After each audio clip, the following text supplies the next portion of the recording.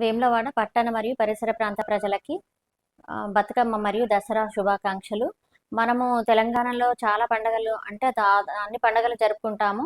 కానీ బతుకమ్మ అనేది ఒక యూనిక్ ఫెస్టివల్. ఎందుకంటే ఈ పండుగను మనం పూలతోనే జరుపుకుంటాము. అందుకని దీన్ని ఫ్లోరల్ ఫెస్టివల్ అని కూడా అంటారు.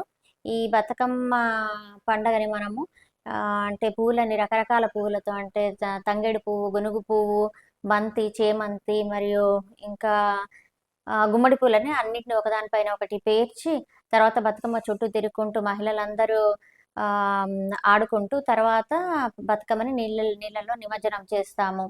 సో ఈ పండగని యాక్చువల్గా మనము అందరూ అంటే నవరాత్రుల రోజులు మొత్తం 9 రోజుల్లో జరుపుకుంటారు కొన్ని ప్లేసెస్లో. కానీ వేములవాడ ప్రత్యేకత ఏంటంటే 7 రోజులు జరుపుకుని 7వ రోజే అది అంటే సద్దుల బతుకమ్మని జరుపుకుంటాము. సో దీనివల్ల ఒక ఉపయోగం ఏంటంటే మహిళలందరూ ఈ పండగని వాళ్ళ పుట్టింట్లో 7వ రోజు జరుపుకుంటారు. మళ్ళీ తర్వాత 9వ రోజు వాళ్ళ అత్తగారింటికి వెళ్ళి కూడా జరుపుకుంటారు.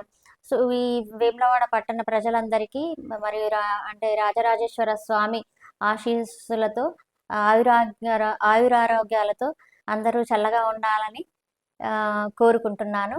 ఇంకొకటి ఏంటంటే ఈ బతుకమ్మ పండగ అనేది పంచభూతాలతో సామూహికమైనది. పంచభూతాలంటే మామూలుగా మనం ఈ భూమి, నీరు ఇవన్నీ కలిపి భూమి అంటే పువ్వులనేవి భూమిలోంచి వచ్చిన చెట్టు ద్వారా వచ్చినవి ఈ పువ్వులు. తర్వాత మనం పువ్వులని పేర్చి బాగా ఎత్తుగా పేర్చుతాం కాబట్టి అది ఆకాశాన్ని చూస్తుంది. సో ఆకాశంతోటి మళ్ళీ సామూహికమైనది. మరియు మనం తర్వాత దాన్ని నీళ్ళలో వేస్తాం కాబట్టి జలంతో అంటే నీళ్ళతో కూడా సంబంధం ఉంది. మనం పాడే పాటలు అవన్నీ వాయువులో కలిసి ధ్వనిస్తాయి. కాబట్టి ఇది పంచభూతాలతో మమేకమైన పండగ. దీని పురాతన స్టోరీ ఏంటంటే చోళరాజు యొక్క కుమార్తె ఒకసారి చనిపోతుంది. ఆ అమ్మాయి చనిపోయిన తర్వాత అప్పుడు చోళరాజు పార్వతీదేవిని ప్రార్థించి మా కూతుర్నికి అంటే నాకు కూతుర్ని ఇవ్వండి అని పార్వతీదేవిని వేడుకుంటే పార్వతీదేవి ఆయన కోరిక మేరకి ఆయన కరుణించి మళ్ళీ ఆ అమ్మాయికి పునర్జన్మనిస్తాడు. అప్పుడు ఆ అమ్మాయికి చోళరాజు బతుకమ్మ అని పేరు పెడతాడు. సో అప్పటి నుండి మనం బతుకమ్మని ఆ విధంగా కూడా సెలబ్రేట్ చేసుకుంటాము.